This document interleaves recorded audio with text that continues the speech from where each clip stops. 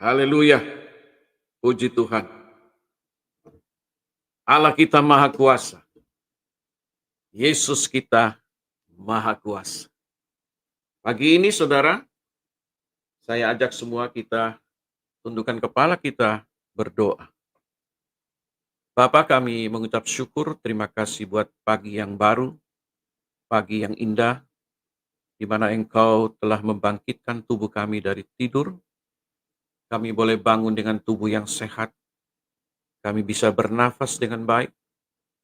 Kami bisa berjalan, melihat, mendengar dengan baik. Semua inilah kasih karunia dari Bapa di sorga kepada kami semua. Bapa, kami rindu mendengar suara-Mu. Kami rindu mendengar perkataan-Mu. Berbicaralah kepada kami. Kami seperti rusa yang merindukan air. Demikian jiwa kami merindukan Engkau, ya Allah. Pagi ini Tuhan, lawat kami. Jamah kami semua. Urapi kami semua. Biarlah kebenaran firman-Mu memerdekakan kami pagi ini. Membuka selubung-selubung yang tertutup. Biar kami dapat memahami kebenaran-Mu di dalam kehidupan kami. Kami membutuhkan tuntunan Tuhan. Sepanjang hidup kami hari ini, kami perlu Tuhan. Kami butuh Roh Kudus dalam hidup kami. Karenanya Tuhan, biarlah tangan kemurahan-Mu, tangan kasih-Mu, tangan-Mu yang berlubang paku itu, menjamah kami. Setiap yang sakit sembuh dalam nama Yesus. Apapun persoalanmu, datanglah kepada Yesus. Maka Yesus pasti menyembuhkan engkau, memulihkan engkau, dan menolong engkau. Bapa, terima kasih. Kami serahkan live pada pagi hari ini. Biarlah Tuhan sendiri yang bertakhta. Tuhan sendiri yang berbicara kepada kami. Tuhan sendiri yang mengambil alih. Biarlah semua hanya untuk kemuliaan Tuhan. Sembunyikan kami di balik salib Tuhan. Janganlah kami yang nampak, janganlah kami yang tinggi hati, janganlah kami yang sombong. Bukan oleh kuat dan gagah kami, tetapi oleh karena Engkau yang menopang kami. Terima kasih Bapa. Kami serahkan semua ini. Dan doa kami ini, kami alaskan di dalam nama yang maha kuasa. Suatu nama yang maha sakti, nama yang maha ajaib. Nama Tuhan Yesus Kristus. Kami telah berdoa dan kami mengucap syukur. Sama-sama kita katakan amin. Haleluya. Puji Tuhan. Nah, pagi ini Bapak Ibu, judul khotbah saya adalah ada dosa waris dan ada dosa perbuatan. Bagi orang-orang yang di luar kekristenan, mereka bingung. Kok ada dosa waris? Bahkan tadi ada yang ketik, utang saja diwariskan. Karena mereka tidak mengerti. Karena tidak ada di kitab mereka yang mengajarkan tentang dosa waris. Karena itu pagi ini, saudara, apakah itu dosa waris? Ya, dan apakah dosa perbuatan? Umat RT 6 tidak percaya adanya dosa waris. Ya, mereka tidak percaya ada dosa waris. Mereka hanya percaya adanya dosa perbuatan saja. Siapa yang berbuat salah, siapa yang berbuat dosa, dialah yang harus menanggungnya. Makanya mereka tidak percaya tentang adanya penebusan dosa dalam ajaran Kristen. Mereka lebih percaya bahwa mencium batu dapat menghapus dosa. Sebab di ajaran mereka dan di kitab mereka memang tidak ada ajaran tentang penebusan dosa. banyak-banyak bikin amal, sudah bisa masuk surga. Makanya mereka ngeyel dan menghina orang Kristen, menghina ajaran kekristenan karena ketidaktahuannya mereka. Ya, kita ampuni saja karena mereka tidak tahu apa yang mereka perbuat, seperti yang Tuhan Yesus katakan di kayu salib. Mari kita telusuri apa kata Alkitab tentang dosa waris dan dosa perbuatan. Kita akan membahas mulai dari kisah kejatuhan manusia pertama, Adam dan Hawa, ke dalam dosa.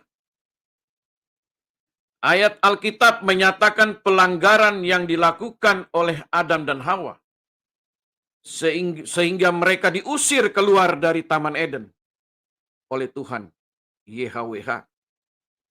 Dan kita juga harus tahu apa itu dosa perbuatan.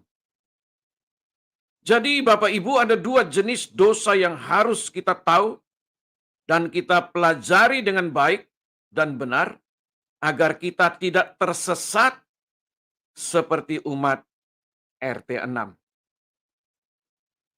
Dosa waris dan dosa perbuatan adalah dua jenis dosa yang sangat berbeda. Dosa waris hanya bisa ditebus oleh Yesus Kristus. Karena hanya Yesus saja yang mampu menebusnya. Tetapi untuk dosa perbuatan saudara dan saya yang kita lakukan, maka saudara dan sayalah yang harus datang kepada Tuhan Yesus untuk meminta ampun akan dosa kita kepada Tuhan Yesus. Ya, ingat, dosa perbuatan kitalah yang wajib datang kepada Yesus untuk meminta pengampunan. Dosa waris, Tuhan yang datang menebus kita. Tuhan mengutus firman-Nya turun ke dunia ini, jadi manusia menebus dosa waris. Dosa yang dilakukan oleh Adam dan Hawa. Ya, karena hanya Yesus yang bisa mengampuni dosa umat manusia. Dalilnya di mana? Di dalam kitab Ibrani. Pasal 4 ayat 15. Kita bacakan. Sebab imam besar yang kita punya, bukan imam besar yang tidak dapat turut merasakan kelemahan-kelemahan kita. Sebaliknya sama dengan kita. Ia, Yesus telah dicobai. Hanya tidak berbuat dosa. Yesus tidak berbuat dosa. Orang yang tidak berhutang yang dapat menebus orang yang berhutang. Dalam Kejadian 3 ayat 1 sampai dengan 7, demikian firman Tuhan. Manusia jatuh ke dalam dosa. Adapun ular ialah yang paling cerdik dari segala binatang di darat yang dijadikan oleh Tuhan Elohim. Ular itu berkata kepada perempuan itu, tentulah Elohim berfirman, semua pohon dalam taman ini jangan kamu makan buahnya, bukan? Ayat 2. Lalu sahut perempuan itu kepada ular itu. Ya, ular ini adalah iblis, saudara ya. Buah pohon-pohonan dalam taman ini boleh kami makan. Ayat 3. Tetapi tentang buah pohon yang ada di tengah-tengah taman, Elohim berfirman, janganlah kamu makan ataupun raba buah itu, nanti kamu mati. Ayat 4. Tetapi ular itu berkata kepada perempuan itu, iblis itu berkata kepada Hawa, sekali-kali kamu tidak akan mati. Ayat 5. Tetapi Elohim mengetahui bahwa pada waktu kamu memakannya, matamu akan terbuka dan kamu akan menjadi seperti Elohim. Lalu tahu tentang yang baik dan yang jahat. Ayat 6. Perempuan itu melihat bahwa buah pohon itu baik untuk dimakan dan sedap kelihatannya. Lagi pula pohon itu menarik hati karena memberi pengertian. Lalu ia mengambil dari buahnya dan dimakannya dan diberikannya juga kepada suaminya yang bersama-sama dengan dia. Dan suaminya pun memakannya. Ayat 7. Maka terbukalah mata mereka berdua dan mereka tahu bahwa mereka telanjang, lalu mereka menyemat daun pohon ara dan membuat cawat. Sampai di sini dulu pembacaan Alkitab kita. Kesalahan fatal yang dilakukan oleh Hawa adalah menanggapi ajakan iblis untuk berdialog. Karena itu, Bapak Ibu, saudara-saudara yang terkasih, jangan mau berdiskusi dengan iblis, dengan jin, dengan setan. Ya, jangan mau berdialog dengan iblis, jin, dan setan. Karena iblis, kata Alkitab, adalah bapa pendusta sejak semula. Para polemikus atau polemutar, mereka hobi mempelintir firman Elohim. Yang suka memutarbalikkan firman Elohim, kata Alkitab, adalah iblis. Sifat iblislah, sifat jin dan setan yang suka memutarbalikkan firman Tuhan. Iblis memakai sarana seekor ular untuk menggoda Hawa.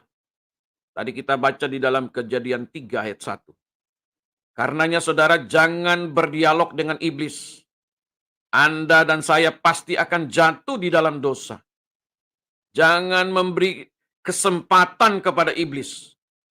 Jika Anda buka celah sedikit saja, iblis akan masuk. Iblis akan menerkam Anda dan saya dan akan merobek-robek Anda dan saya. Jangan pergi kepada paranormal atau orang pintar untuk mencari tahu nasib Anda. Bertobatlah. Jangan pergi ke dukun untuk meminta pertolongan dari kuasa-kuasa gelap. Karena itu sangat bertentangan dengan firman Allah dan sangat mendukakan hati Bapa di surga. Jika Anda pergi ke dukun atau ke paranormal, maka Anda sedang mengundang kuasa iblis, kuasa jin, kuasa setan untuk masuk dan mencengkeram hidup Anda. Jika iblis sudah mencengkeram Anda, maka tidak mudah untuk melepaskan diri dari cengkeraman iblis. Anda perlu perjuangan keras untuk doa dan puasa. Karena itu jangan main-main dengan iblis, saudara. Jangan main-main dengan kuasa kegelapan, jangan beri kesempatan kepada iblis. Dan jangan buka dialog dengan iblis.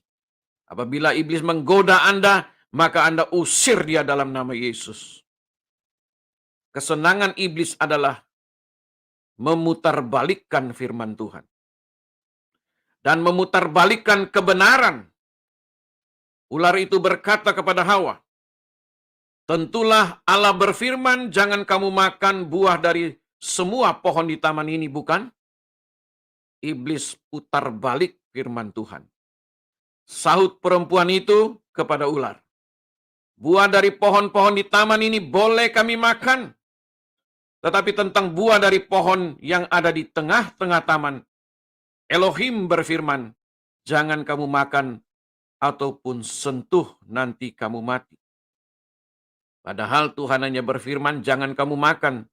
Tapi Hawa menambahi, ya, jangan sentuh, nanti kamu mati. Memang saudara, manusia suka nambah-nambah kata-kata. Kalau nitip uang berkurang, nitip kata-kata pasti bertambah. Tetapi ular berkata kepada perempuan itu, sekali-kali kamu tidak akan mati. Sebaliknya Allah mengetahui bahwa pada saat kamu memakannya, matamu akan terbuka. Dan kamu akan menjadi sama seperti Allah. Tahu tentang yang baik dan yang jahat. Saudara, ini informasi yang menyesatkan dari iblis. Iblis memutarbalikkan firman Tuhan. Lalu perempuan itu melihat bahwa buah pohon itu baik untuk dimakan dan menarik untuk dipandang. Lagi pula pohon itu diminati karena memberi pengertian. Ini sangat menggoda hati Hawa.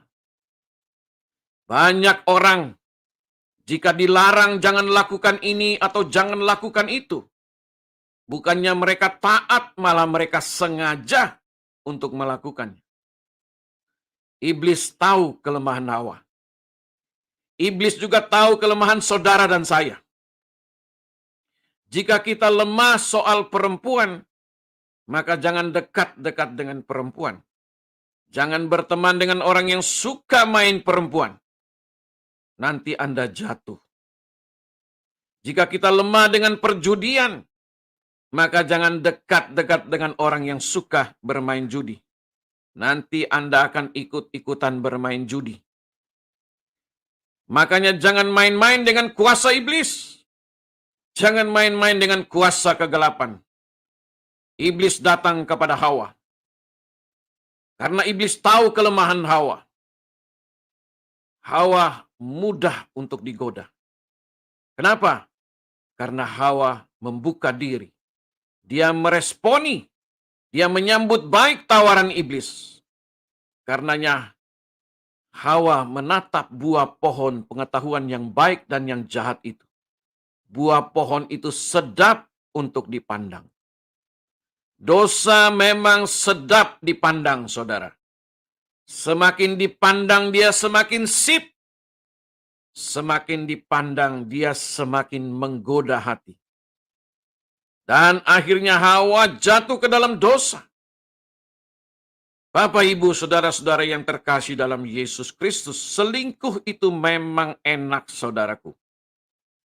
Kalau nggak enak, nggak ada orang yang mau selingkuh. Ya, dosa itu memang nikmat.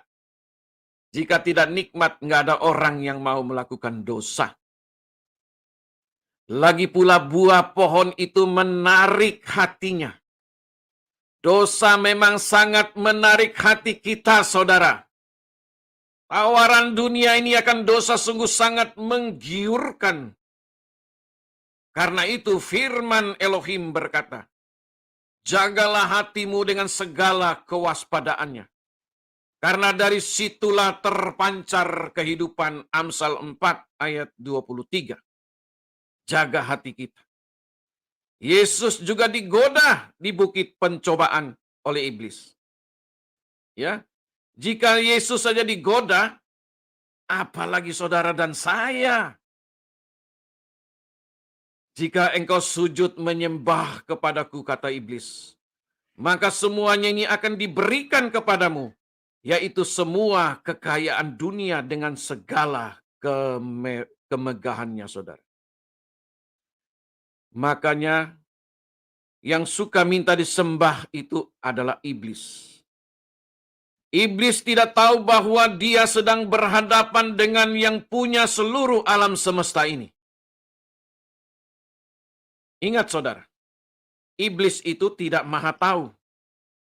Tuhan maha tahu. Iblis tidak maha tahu. Yesus dengan tegas berkata kepada iblis, ada tertulis.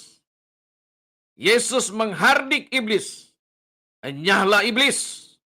Engkau harus menyembah Tuhan Elohimmu. Dan hanya kepada Dia sajalah engkau berbakti. Matius 4 ayat 10. Saudara, iblis harus dihardik. Jangan diajak bercanda, saudara. Jangan diajak ngobrol. Usirlah iblis, kata firman Tuhan. Maka ia akan lari daripadamu. Iblis jangan diajak berteman. Berbahaya, saudara. Yakobus 4 ayat 7. Iblis harus dihardik, diusir. Ya. Ayat Kejadian 3 ayat 7. Maka terbukalah mata mereka berdua. Ya, mata Adam dan Hawa. Dan mereka tahu bahwa mereka telanjang. Lalu mereka menyemat daun pohon ara dan membuat cawat. Orang yang jatuh di dalam dosa selalu menutupi dirinya, agar jangan ada yang tahu dia sedang berdosa. Sesuatu yang busuk biarpun ditutupi serapat-rapatnya, pasti akan tercium baunya juga. Anda mau ikat perut Anda sampai nggak kelihatan membesar? Tetap ketahuan juga, saudara. Perut Anda akan tambah membesar. Ya, alias Anda hamil di luar nikah. Akibat kecelakaan, pergaulan bebas. Anda ingin menutupi perbuatan korupsi dengan rapih, tetapi tetap saja akan ketahuan. Sebab tidak ada yang tersembunyi di hadapan Tuhan. Semuanya terbuka. Engkau berbuat di tempat-tempat yang gelap, Allah membukanya di tempat yang terang benderang. Kejadian 3 ayat 8.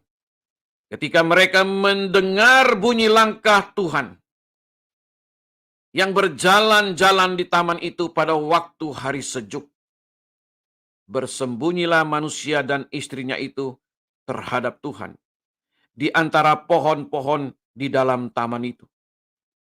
Tuhan datang dalam wujud manusia. Ya, Elohim YHWH berteofani melalui firman-Nya, mewujudkan dirinya kepada Adam dan Hawa di Taman Eden. Jadi Bapak Ibu, sudah sejak semula Yod He Waw He Adonai telah mewujudkan dirinya kepada manusia dan berbicara dengan manusia. Dia menampakkan dirinya kepada manusia sejak di Taman Eden.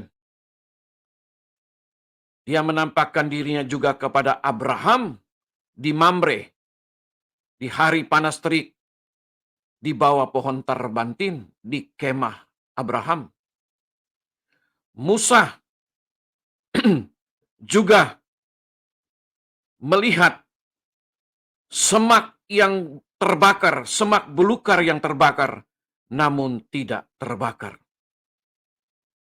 Dan semua nabi-nabi di dalam perjanjian lama, Tuhan datang berbicara kepada mereka.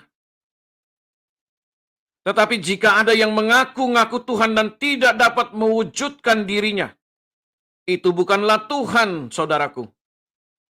Tetapi itu adalah hantu. Makanya para polemikus, polemutar sangat bingung dengan Tuhan yang kita imani. Kok Tuhan bisa jadi manusia? Masalah buat lo. Dia maha kuasa. Dia maha mampu mewujudkan dirinya. Sebab sesembahan yang para polemikus imani, dia tidak mampu mewujudkan dirinya. Mereka berkata Tuhan tidak boleh menjadi manusia, Tuhan tidak boleh menjadi apa-apa. Tuhan tidak boleh diserupakan. Ya. Siapa yang bisa melarang Tuhan? Apakah manusia bisa melarang Tuhan? Apakah manusia bisa menasihati Tuhan? Tidak bisa, saudara. Emangnya kita ini siapa? Lu ini siapa, kata Tuhan? Sok-sokan mau mengatur saya, kata Tuhan. Ya, Tuhan dikurung oleh otak mereka. Dia hanya boleh berdiam diri di atas arsy-Nya. Jangan coba-coba menjadi manusia. Nanti kami tidak sembah engkau. Mereka bikin dalil sendiri. Akibat kebodohan mereka. Itu bukan Tuhan, melainkan Tuhan-Tuhanan saja, saudara. Sebaliknya mereka lah yang menjadi Tuhan. Karena mereka dapat mengatur Tuhan. Ketika Sang Firman YHWH turun menjadi manusia, mereka kelimpungan. Karena Tuhan yang mereka sembah tidak dapat mewujudkan dirinya, tidak dapat menjadi manusia. Bagi saya itu bukan Tuhan. Tetapi Tuhan angan-angan saja. Tuhan huruf-huruf saja. Tuhan yang katanya saja. Bapak, Ibu, saudara-saudara yang terkasih dalam Yesus Kristus. Dosa ketakutan telah merasuki hati manusia ketika manusia jatuh ke dalam dosa. Jika manusia berbuat dosa, maka takutlah manusia. Akibat pelanggaran, maka manusia menjadi takut. Dosa membuat manusia menjadi takut. Ini sudah terjadi di dalam kehidupan manusia pertama sejak di Taman Eden. Ini gak bisa dibantah, saudara. Terbukti dalam kehidupan semua umat manusia sampai hari ini. Jika kita berdosa, maka kita juga menjadi takut. Dosa akan melahirkan dosa. Karenanya hiduplah di dalam keterbukaan, hiduplah di dalam kebenaran. Jangan mau menyembunyikan diri di dalam dosa. Ingat, keterbukaan adalah awal dari pemulihan. Jika Adam dan Hawa mengaku dosa mereka pada waktu Tuhan bertanya kepada mereka, maka tentu mereka masih ada di Taman Eden sampai sekarang. Dan kita semua juga tidak ada di sini, tidak ada di room ini. Tuhan Maha Pengampun dan Maha Pengasih. Namun sayangnya Adam dan Hawa tidak mau mengakui kesalahan mereka. Mereka saling menyalahkan satu dengan yang lainnya. Adam melemparkan kesalahan kepada istrinya. Dan istrinya melemparkan kesalahan kepada ular, kepada iblis. Mereka tidak jujur di hadapan Tuhan. Makanya Tuhan mengusir mereka keluar dari Taman Eden dan menempatkan kerub malaikat untuk menjaga Taman Eden dengan pedang yang bernyala-nyala.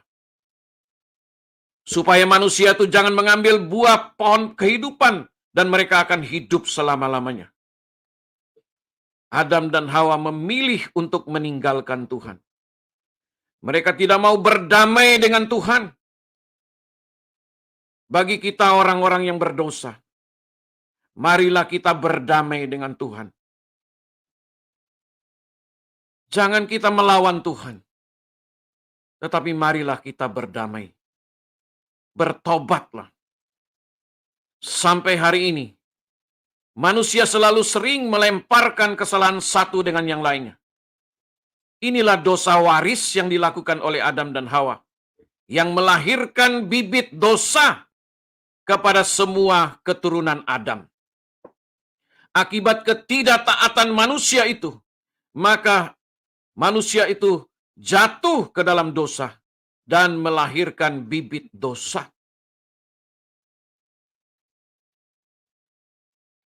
Yang mampu menebusnya hanyalah Yesus Kristus. Dalam Kejadian 3, pasal 3 ayat 9 sampai 10 firman-Nya, siapa yang memberitahu bahwa engkau telanjang? Apakah engkau telah makan dari buah pohon yang kularang engkau makan itu? Tuhan ingin Adam dan Hawa terbuka dan jujur untuk mengatakan pelanggarannya. Tetapi mereka, Adam dan Hawa, malah menutupi pelanggarannya dengan dosanya. Adam dan Hawa tidak jujur. Karena itu marilah kita hidup jujur di hadapan Tuhan. Sifat tidak jujur, buanglah jauh-jauh dari kehidupan kita. Buang jauh-jauh dari kehidupan kita, saudara. Menjadi orang jujur itu adalah sebuah pilihan. Menjadi orang yang tidak jujur juga adalah sebuah pilihan. Tuhan memberikan kehendak bebas kepada manusia. Dalam Kejadian 3 ayat 12, banyak suami yang tidak jujur kepada istrinya. Dan banyak juga istri yang tidak jujur kepada suaminya. Hawa melemparkan kesalahan kepada ular, yaitu iblis. Inilah dosa waris. 2 Korintus 11 ayat 3. Iblis adalah bapa pendusta. Jadi yang suka berdusta itu adalah iblis, sifat iblis. Kalau Anda suka berdusta, itulah sifat iblis. Iblis memperdayakan Hawa dengan kelicikannya. Ingat, iblis itu sangat licik. Jangan main-main dengan iblis. Ya, sifat licik adalah sifat iblis. Makanya jangan jadi orang yang suka licik, likiat. Itu dosa tahu. Yohanes 8 ayat 44. Anda baca itu, saudara. Ya, Yohanes 8 ayat 44. Mari kita baca. Yohanes 8 ayat 44. Iblis yang menjadi bapakmu dan kamu ingin melakukan keinginan-keinginan bapakmu. Ia adalah pembunuh manusia sejak semula dan tidak hidup dalam kebenaran. Sebab di dalam dia tidak ada kebenaran. Apabila ia berkata dusta, ia berkata atas kehendaknya sendiri. Sebab ia adalah pendusta dan bapak segala dusta. Nah, luar biasa ya. Iblis adalah pembunuh manusia sejak semula, kata firman Tuhan. Dan tidak hidup di dalam kebenaran. Karena itu jangan main-main dengan iblis. Anda akan dibunuh. Imanmu akan dibunuh. Yang tidak suka hidup di dalam kebenaran tentulah anak iblis. Anak jin, anak setan. Tuhan berfirman kepada ular itu, terkutuklah engkau di antara segala ternak dan di antara segala binatang hutan. Dengan perutmu engkau akan berjalan dan dengan debu tanahlah akan kau makan seumur hidupmu. Tuhan mengutuk ular. Ular adalah lambang iblis. Manusia tercipta dari debu tanah.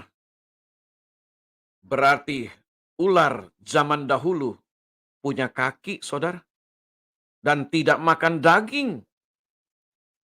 Setelah kejatuhan manusia ke dalam dosa, maka semua binatang berubah menjadi buas. Sesuai dengan nama yang diberikan dari Adam kepada mereka. Binatang saling mangsa satu dengan yang lainnya. Mereka saling menerkam dan saling membunuh. Semua ini adalah akibat manusia jatuh ke dalam dosa.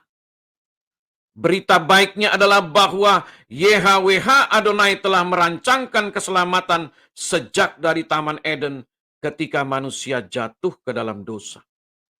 Tuhan merancangkan keselamatan.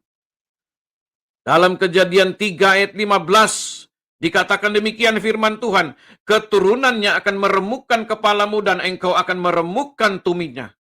Ini sebuah nubuatan tentang akan datangnya Sang Mesias, Juru Selamat seluruh umat manusia. Dan sudah digenapi Yesus Kristus di atas kayu salib. Wahyu 12 ayat 17, naga adalah lambang iblis. Sangat marah kepada keturunan Adam yang menuruti hukum-hukum Tuhan dan memiliki kesaksian Yesus Kristus. Maka marahlah naga itu kepada perempuan itu, lalu pergi memerangi keturunannya yang lain, yang menuruti hukum-hukum Allah dan memiliki kesaksian Yesus Kristus.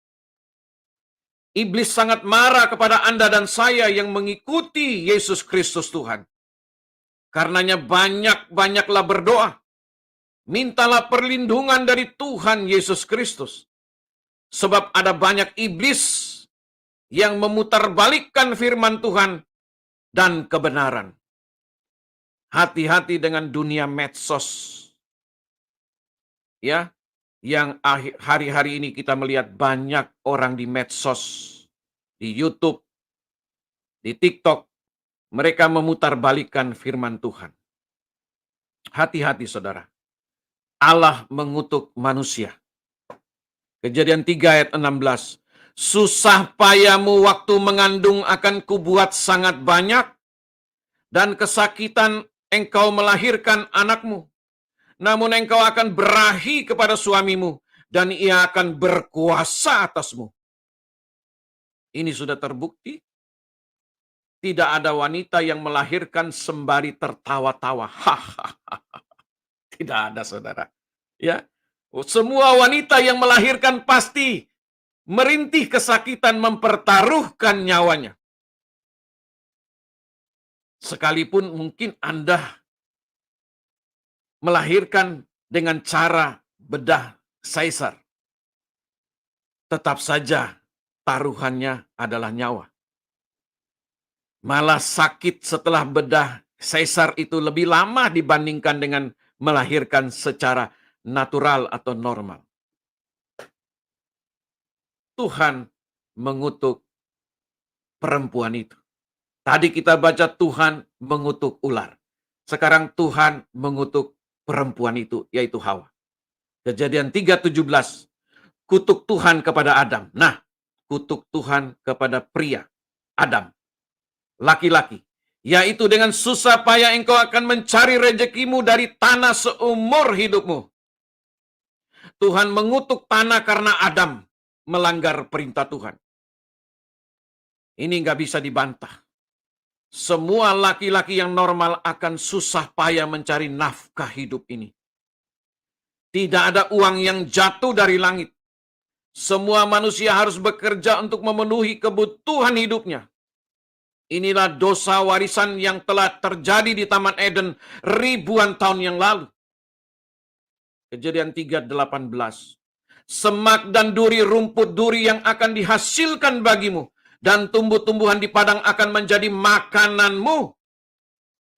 Dulu manusia makan buah-buahan secara gratis di Taman Eden. Mereka nggak perlu membayar. Makanya manusia panjang umur. Umur Adam sekitar 960 tahun. Makanya makanannya tidak ada yang terkontaminasi dengan bahan-bahan kimia. Zaman dahulu makanan masih murni, tidak seperti sekarang ini. Makanan kita sudah banyak yang mengandung bahan pengawet. Manusia pontang-panting jungkir balik mencari nafkah hidupnya. Sebelum jatuh di dalam dosa, Adam tinggal petik buah di dalam Taman Eden.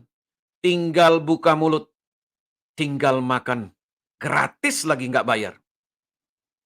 Nggak usah susah payah, keringat-keringatan cari uang. Adam tinggal petik buah dan makan. Ini nggak bisa dibantah. Inilah dosa waris. Manusia mencari nafkah hidupnya dengan mempertaruhkan nyawanya. Banyak orang yang saling bunuh-bunuhan, saling mendengki, saling memfitnah, saling berebut rezeki, bahkan saling berkelahi satu dengan yang lain. Saling sikut menyikut, saling serang menyerang. Manusia hidup di dalam keserakahan, saling serobot, dan lain sebagainya. Saudara, gara-gara uang parkir hanya 3.000 perak, orang bisa saling membunuh. Ini fakta, saudara. Dosa waris adalah dosa yang membuat manusia putus hubungan dengan Sang Bapa di surga. Gambar diri manusia menjadi rusak total. Akidahnya rusak total. Karakternya rusak total karena dosa. Akibatnya manusia kehilangan damai sejahtera dan sukacita. Manusia kehilangan kemuliaan Tuhan. YHWH Adonai menciptakan Adam dan Hawa untuk menjadikan mereka penguasa di bumi ini. Namun iblis telah menipu mereka dan memperdayakan mereka. Manusia itu tunduk kepada iblis. Iblis membuat manusia agar selalu melawan Tuhan. Akibatnya manusia mati di dalam dosa-dosanya. Sebab upah dosa adalah maut, kematian kekal di dalam neraka. Kejadian 3:19. Dengan berpeluh engkau akan mencari makananmu, sampai engkau kembali lagi menjadi tanah. Karena dari situlah engkau diambil, sebab engkau debu, dan engkau akan kembali menjadi debu. Terbukti, saudara. Akibat pelanggaran manusia kepada hukum-hukum Tuhan, maka manusia mengalami kematian, baik secara rohani dan secara fisik jasmani. Manusia mati di dalam dosanya. Ini terbukti. Semua manusia pasti mati. Hanya soal waktu saja, saudara. Besar, kecil, tua, muda, semuanya pasti mati. Bibit dosa atau benih dosa sudah melekat kepada semua keturunan benih Adam dan Hawa. Sekalipun janin yang masih ada di dalam perut ibu juga sudah mewarisi sifat dosa atau bibit dosa. Karena bibit dosa sudah melekat kepada seluruh umat manusia. Gen dosa sudah ada di dalam diri umat manusia. Anak kecil tidak usah saudara ajarin untuk marah-marah. Dia bisa dengan sendiri melakukan marah-marah. Dia bisa mempersekusi temannya, memukul temannya, tanpa ada yang mengajarinya. Itulah bibit dosa. Roma 3 ayat 23, upah dosa adalah maut, kematian kekal. Raja Daud dalam Mazmur 51 ayat 7 berkata, bersihkanlah aku daripada dosaku dengan hisop, maka aku akan menjadi tahir. Karena itu doakan janin Anda sejak di dalam kandungan ibu Anda, agar janin Anda dapat selamat. Sebab oleh iman kedua orang tuanya, maka bayi tersebut pasti diselamatkan. Bibit dosa telah menyatu dengan manusia sejak awal. Sejak manusia jatuh ke dalam dosa di Taman Eden. Hubungan manusia dengan Sang Pencipta terputus akibat dosa. Maka manusia terpisah dari hadirat Tuhan. Ini sangat menyiksa manusia. Karenanya harus ada penebusan dosa waris. Tuhan itu Maha Kudus. Dia tidak bisa terkontaminasi dengan dosa sekecil apapun. Tuhan gak bisa melihat dosa. Tuhan memalingkan wajahnya jika dia melihat dosa. Akibat dosa, manusia mengalami maut, kematian. Tuhan gak bisa melawan hukumnya sendiri. Karenanya harus ada penebusan dosa. Jika Anda melakukan pelanggaran lampu lalu lintas, Anda menebusnya dengan membayar uang denda. Jika tidak, Anda akan dikurung di sel penjara untuk menebus pelanggaran Anda. Apa yang Yesus tebus? Ini pertanyaan daripada polemikus. Apa yang Yesus tebus? Yesus menebus kita dari kutuk dosa. Ingat tadi saya sudah bacakan ayat firman Tuhan. Ular dikutuk oleh Tuhan. Perempuan itu dikutuk oleh Tuhan. Laki-laki itu dikutuk oleh Tuhan. Kita sudah baca ayatnya tadi. Ya, Yesus menebus kita dari kutuk dosa, dari kuasa maut, yaitu dari tangan iblis, dan dari kematian yang kekal. Dalam Ibrani 2 ayat 14, karena anak-anak itu adalah anak-anak dari darah dan daging, maka ia juga menjadi sama dengan mereka dan mendapat bagian dalam keadaan mereka, supaya oleh kematiannya ia memusnahkan dia, yaitu iblis yang berkuasa atas maut. Ingat, iblis berkuasa atas maut. Orang yang menebus harus tidak berdosa, harus suci, harus kudus. Dan itu hanya Yesus saja yang tidak berdosa. Tadi kita sudah baca ayatnya, Yesus tidak berdosa. Dalilnya ada. Seluruh umat manusia telah berdosa dan telah kehilangan kemuliaan Allah. Harus ada hukum yang baru, yaitu hukum kasih karunia. Harus ada darah yang tertumpah, yaitu darah yang suci, darah Yesus Kristus. Agar manusia bisa kembali pulih hubungannya dengan Sang Bapa di sorga.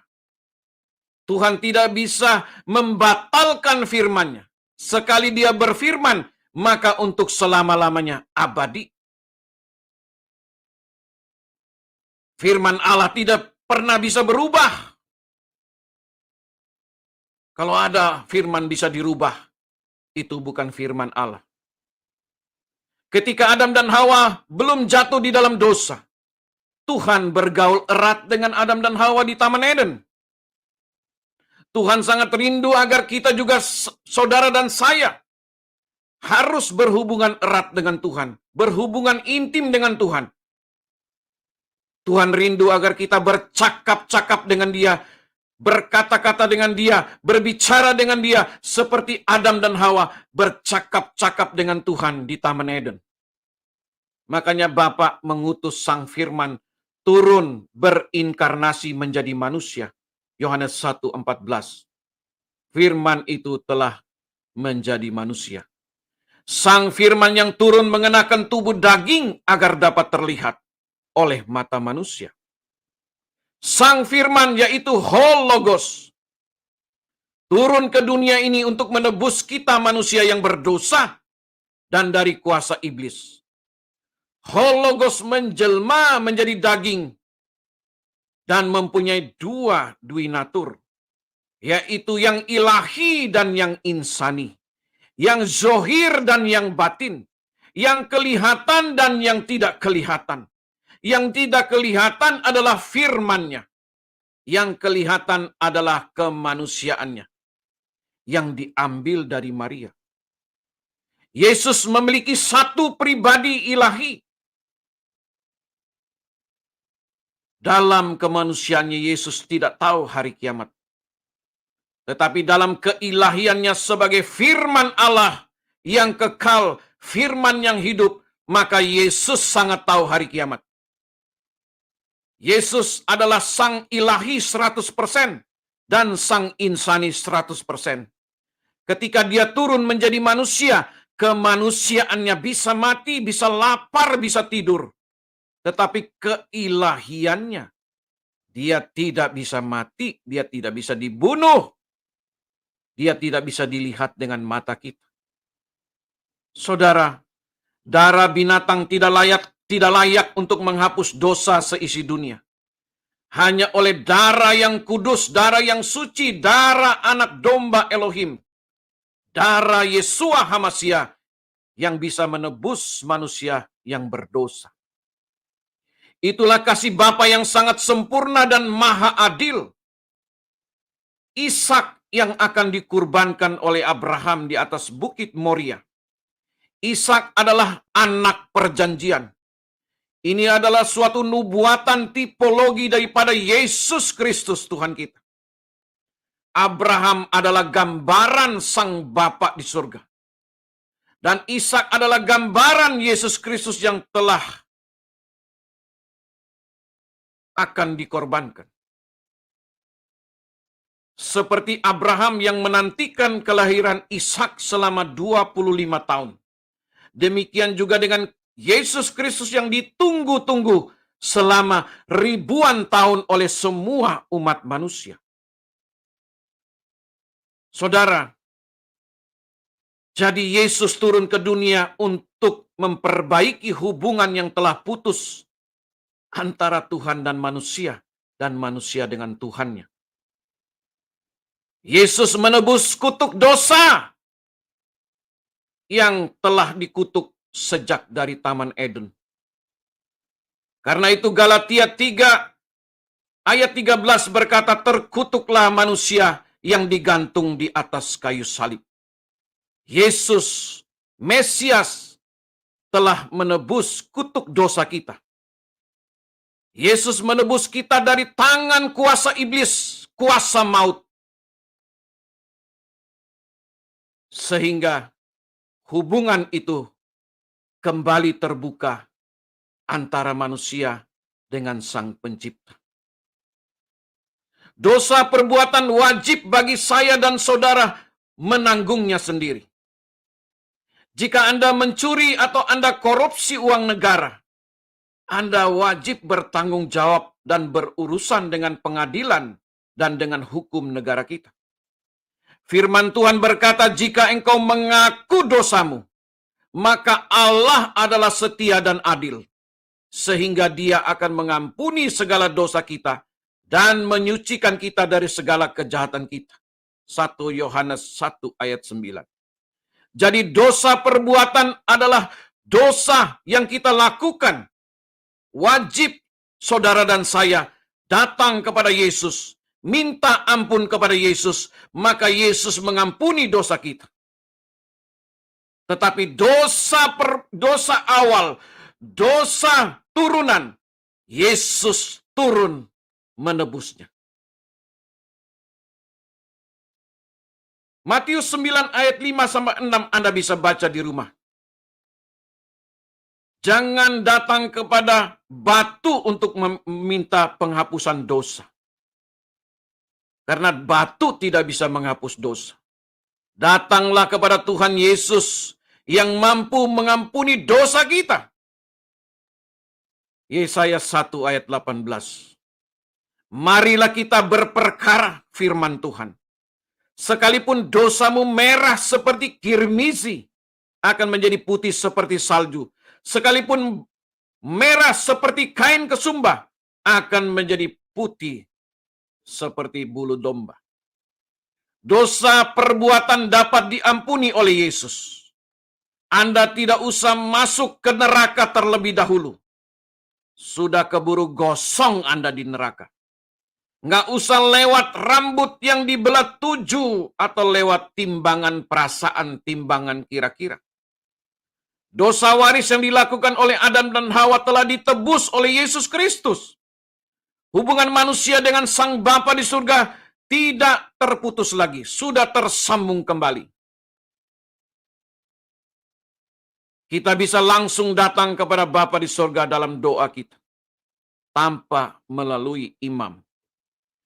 Itulah kasih karunia yang Bapa sediakan dan anugerahkan buat saudara dan saya. Haleluya. Adam memberi nama kepada istrinya itu Hawa. Ya, Adam memberikan nama kepada istrinya yaitu Hawa. Sebab dialah yang menjadi ibu semua yang hidup. Kejadian 3 ayat 20. Adam artinya manusia. Ingat, Adam artinya manusia. Adam itu bahasa Ibrani, bukan bahasa Arab. Jika ada kitab lain yang berani menceritakan tentang Adam dan Hawa, itu hasil contekan dari kitab yang asli, yaitu Alkitab kita. Yang sudah ada jauh terlebih dahulu dari abad ke-7 Masehi. Bagaimana bisa kitab yang baru muncul di abad ke-7 Masehi menceritakan tentang kisah Adam dan Hawa yang sudah ada ribuan tahun yang lalu sebelum adanya abad ke-7 Masehi. Tidak ada korelasinya kisah Adam yang diceritakan oleh bangsa Arab dan tidak ada hubungan historikal dengan bangsa Yahudi atau Israel. Itu gombal gambul, saudara. Muhammad mengubah semua kisah di perjanjian lama, Mazmur dan kitab para nabi dan Injil. Muhammad datang membawa ajaran agama yang baru, Tuhan yang baru, kitab yang baru, dan iman yang baru. Dan tidak ada hubungannya sama sekali dengan bangsa Yahudi dan orang Kristen. Semua keturunan Ismail hidup di Petra, di kota Bukit Batu. Mereka adalah kaum penyembah-penyembah berhala yang hidup ribuan tahun. Tidak ada jalur kenabian dari Ismail. Jalur kenabian datang dari keturunan Abraham, Ishak, dan Yakub. Yang bilang adalah Musa, bukan saya. Kejadian 3:21.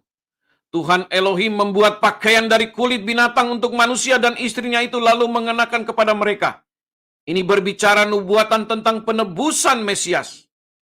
Ada hewan yang dikurbankan oleh Tuhan. Ada kulitnya yang diambil, dipakaikan kepada Adam dan Hawa. Kejadian 3:22. Berfirmanlah Tuhan Elohim, sesungguhnya manusia itu seperti salah satu dari kita, tahu tentang yang baik dan yang jahat. Tuhan Tritunggal berbicara dengan dirinya sendiri. Bapa, Firman, dan Roh Kudus.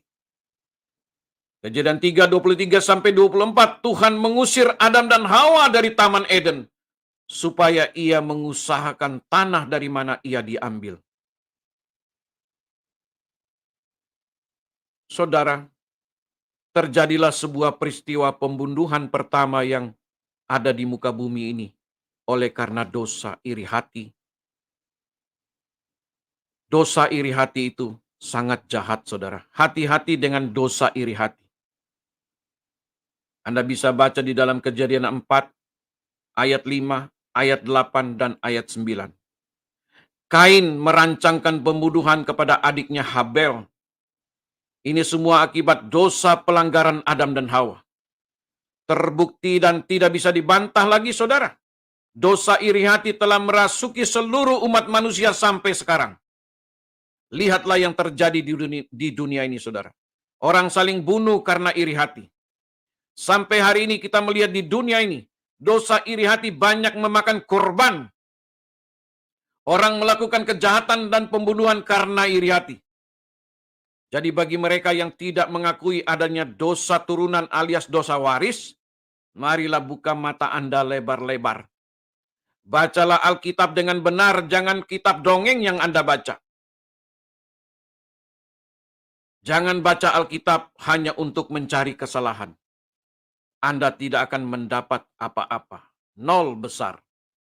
Di masa perjanjian lama apabila orang Israel berdosa, mereka melakukan dosa, mereka membawa hewan, lembu, sapi, kambing, domba, burung tekukur atau burung merpati. Dan bagi yang miskin atau bagi yang sangat miskin, mereka membawa tepung yang kudus di bait suci, dibawa kepada para imam untuk didoakan, disucikan, ditahirkan, kemudian disembelih, dan darahnya dipercik di atas mezbah kurban persembahan. Hewan-hewan tersebut tidak berdosa dijadikan dosa. Ini semua adalah bayang-bayang atau tipologi akan datangnya seorang juru selamat Sang Mesias, yaitu Yesus Kristus. Dan digenapi di dalam perjanjian baru dengan datangnya Sang Mesias, juru selamat. Nubuatan para nabi-nabi di perjanjian lama sebagai kurban yang sempurna satu kali dan untuk selamanya, itulah Yesus Kristus. Yesus Kristus adalah firman Allah yang mengambil rupa seorang manusia. Sebelum dunia ini ada, Yesus ada di dalam diri Bapaknya sebagai hikmat Allah, firman Allah, logos Allah, kecerdasan Allah dalam kekekalan. Anda bisa baca Yohanes 1 ayat 1. Pada mulanya adalah sudah ada firman. Firman itu bersama-sama dengan Allah dan firman itu adalah Allah. YHWH adalah roh, ruah. Ada bersama Yesus dari kekekalan kepada kekekalan. Kemanusiaan Yesus disertai roh Elohim, roh El, Roh Kudus yang ada bersama dengan manusia sejati Yesus. Pribadi Sang Logos ada di dalam Yesus yang menjadi manusia, yang menjadi daging. Makanya Yesus berkata, aku dan Bapa adalah satu. Artinya satu dalam hakikatnya sebagai firman Allah. Sebagai firman Allah, Yesus tentu sehakikat dengan Bapanya. Makanya Yesus berkata, aku keluar dari Bapa, aku datang dari Bapa. Aku diutus oleh Bapakku. Aku datang dari atas. Clear, Yesus adalah Tuhan karena hakikatnya adalah firman Allah. Yohanes 1 ayat 3. Segala sesuatu dijadikan oleh firman Allah, oleh Yesus. Siapa dia? Ya Tuhan. Tanpa Yesus, tanpa firman, tidak ada sesuatu pun yang telah jadi dari segala yang telah dijadikan.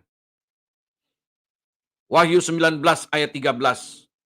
Dan ia, Yesus, memakai jubah yang telah dicelup dalam darah dan namanya adalah firman Allah. Di perjanjian lama, Yod-Heh-Waw-Heh selalu menampakkan dirinya kepada Abraham, Musa, Elisa, Nuh, dan para nabi dalam bentuk seorang malak Yahweh. Malak Yahweh bisa tampil, saudara, dalam rupa tiang api, tiang awan, atau asap yang menebal yang menaungi Gunung Sinai dengan kilat yang menyambar-nyambar, dan bunyi suara guru yang menggelegar, dan suara sangkakala yang kian lama kian keras, yang membuat bangsa Israel menjadi ketakutan. Yod-Heh-Waw-Heh berteofani dalam bentuk api yang membakar semak belukar, yang dilihat Musa namun tidak terbakar.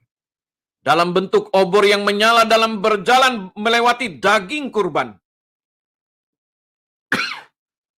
Dan dalam bentuk malak Yahweh yang bergumul dengan Yakub di pinggir sungai Yabok.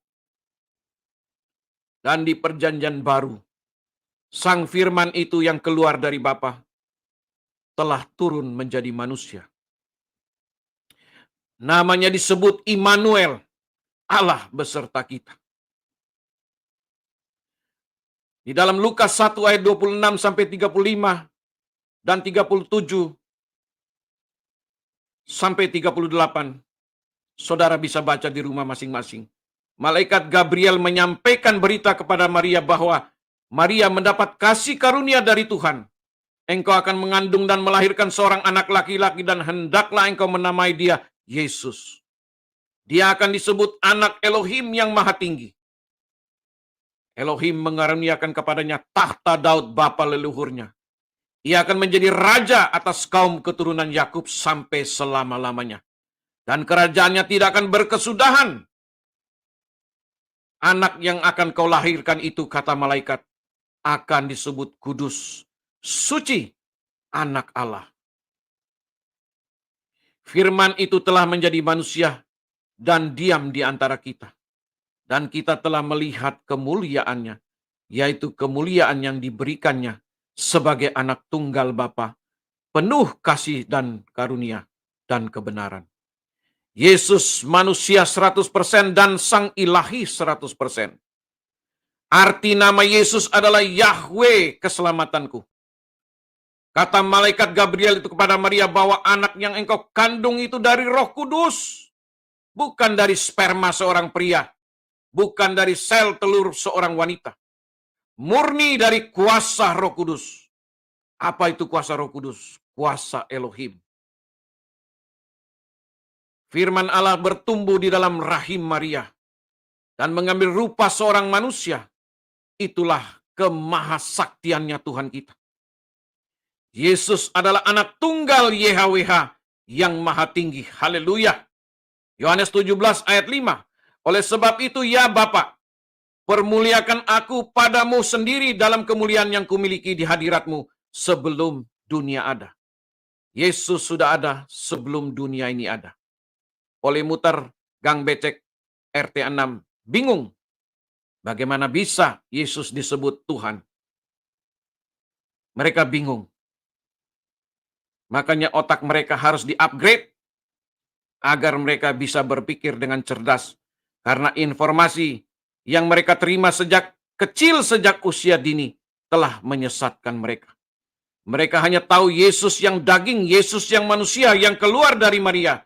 Bukan Yesus yang adalah Logos Allah.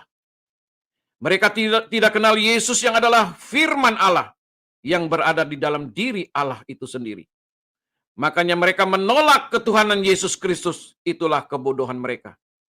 Jika Anda rindu, saudara, mengetahui dan mau mengenal Yesus Kristus dengan benar, maka Anda harus membaca Alkitab secara runut teratur. Dan Anda juga harus meminta kuasa Roh Kudus menuntun Anda supaya Anda dapat memahami kebenaran firman Tuhan. Jangan dengar dari para penyesat yang ada di YouTube yang tidak tahu apa-apa tentang ajaran Kristen. Mereka telah membodohi begitu banyak orang.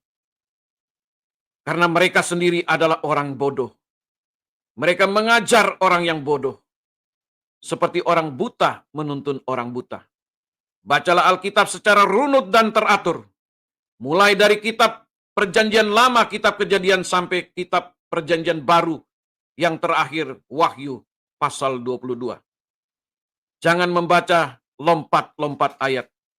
Berdoalah dan minta bimbingan Roh Kudus untuk memberi hikmat agar Anda bisa memahaminya. Tanpa hati yang bersih, Anda tidak akan dapat memahami tentang ketuhanan Yesus Kristus. Tanpa kuasa Roh Kudus, Anda tidak akan bisa mengerti siapa Yesus. Jadi kesimpulannya, saudara, karena dosa manusia cenderung menutup diri. Manusia menjauhkan diri dari Tuhan. Tidak berani terbuka dengan Tuhan. Tidak jujur dengan Tuhan. Bersembunyi di balik dosa. Hidup memakai topeng. Dosa yang satu ditutupi dengan dosa yang lain. Dosa melahirkan dosa. Manusia saling melemparkan kesalahan kepada sesamanya. Manusia membuka diri kepada iblis. Makanya manusia jatuh di dalam dosa. Tuhan mengutuk tanah sehingga laki-laki susah payah mencari nafkah hidup. Seorang wanita akan melahirkan dengan susah payah, mempertaruhkan nyawanya, namun ia tetap birahi kepada suaminya. Wanita di seluruh dunia ketika melahirkan tidak ada yang sambil tertawa. Semuanya pasti berteriak kesakitan. Itulah kutuk dosa waris. Ular menjalar dengan perutnya dan makan debu tanah. Ular adalah lambang iblis, ular tua itu. Tuhan mengadakan permusuhan antara iblis, ular tua itu, dengan keturunan manusia. Manusia berasal dari debu tanah.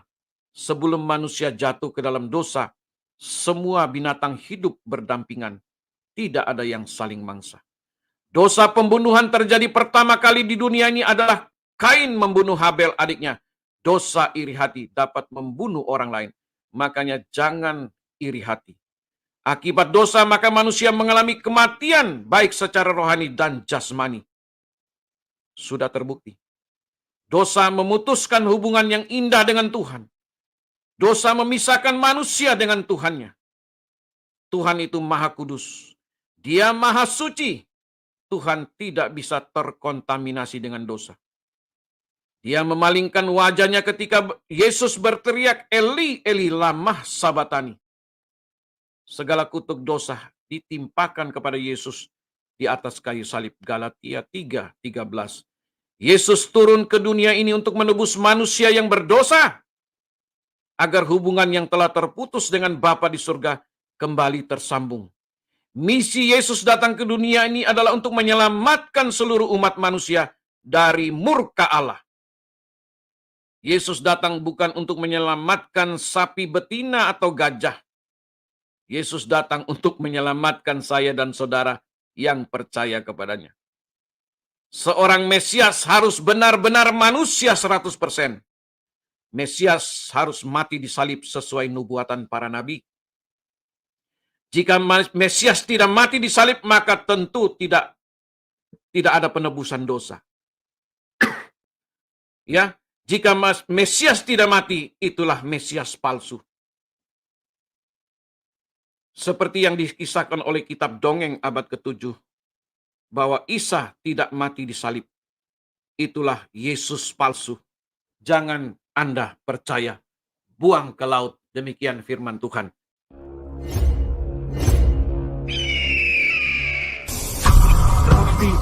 Api, apologetika Penjelan internasional. Satu iman, satu tujuan, memberitakan nama yang agung. Ya satu iman, satu tujuan, memberitakan kerajaan Tuhan, mengajarkan kebenaran, damai, sejahtera, dan sukacita oleh Roh Kudus.